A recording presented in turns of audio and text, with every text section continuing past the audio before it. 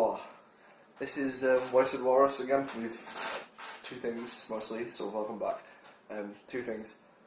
The podcast was meant to happen some point this week, and I've been posting for anybody watching on the channel reasons why it was being postponed. So instead of having to cram both week 5 and next week's into one, I'm going to do an attempt video logging, I suppose. No longer a podcast, just me. Dan's doing something and Amber's doing something, so I'm by myself. Anyway, this week's was meant to be on a topic which I chose. Something fun to talk about, I suppose. Surviving zombie apocalypse. So, tips from how I'd survive it. What you need to be looking out for. Sort of things you need to be taking, all your general zombie survival shite. And again, I'm going to apologise in advance because the time is about there, so I need to be turning every so often to get a glimpse of how long I have left before I've got to take a break, or because this will be in 2 parts. So yeah, let's begin. The zombie apocalypse. It's an inevitability. It will happen. Inevitability? Is that the word? It'll happen. Okay. Don't know what sort of your idea on zombies. I mean, I think it's pretty far-fetched for people dying from a virus and being brought back to life, like reanimating a corpse and then them coming and like munching your crotch off. It's probably more along the lines of some form of virus, like rabies, or shit like that, stabilising and making people hungry for crotch. But anyway, yeah.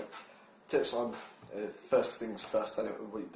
First things first on how you survive it is you need to know what zombies you're up against. And zombies is the term going from zombies being reanimated corpses, so your slow sort of shufflers, ones which run, you're going across species, so your dogs, your cats, squirrels, horse zombies, cow zombies, I don't know.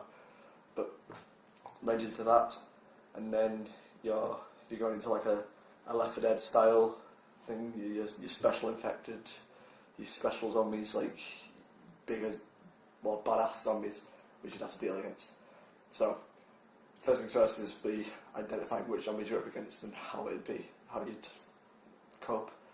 Now, if it was just you shufflers all the way through it, no other zombies being involved, just shufflers, then you'd probably just... It doesn't really matter on groups, like either size of like a group that you have with you, like survivor-wise, people you'd bring and people you'd save and help out with random shit, and also your supplies and everything like that they wouldn't deplete as quick because you wouldn't need to use them as often. Because with shufflers you wouldn't need to move around as much because they're slow, so you can do what you like. You can always avoid them, as long as you stay away from really big areas, like big populated areas like cities and so on. But shufflers, not really something to be a concern about with the zombies. Just one thing, shoot in the head, they're down. Unless it's sort of your 28 days, 28 week later variety. If they weren't running ones and they were in like a shuffling thing, then they died just like us. So bullet anywhere and they're down. So it'd be probably better to have something like that along the lines if we did get overpopulated and invaded by crotch-hungry, flesh-eating people. Yeah. Then, right, so identifying shufflers not being much of an issue to deal against. Faster moving zombies. These are my zombies here, by the way. I don't know if you can see this part. Yeah, zombies. It's just a table.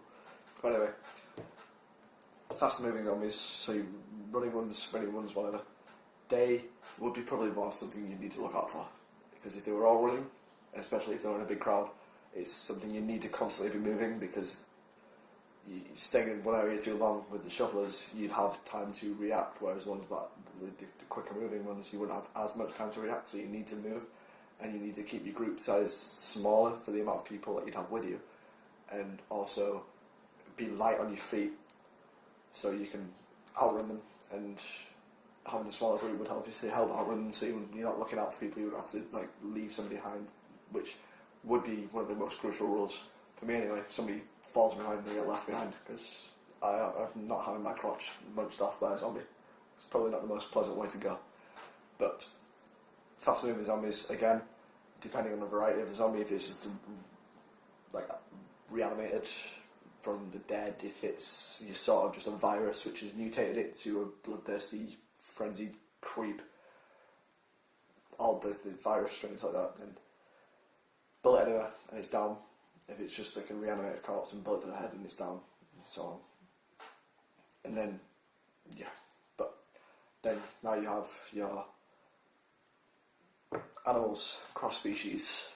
Well, zombie dogs in all the movies that you've seen have been the most fucked up, scary things ever. The whole idea of a zombie apocalypse, I'm really not bothered by unless there's zombie dogs. Now, if there were zombie dogs, I'd probably just kill myself there and then, because they are scary motherfuckers. Zombie dogs and zombie cats and squirrels. I don't know if there's zombie cats and squirrels. In Resident Evil, there's zombie crows.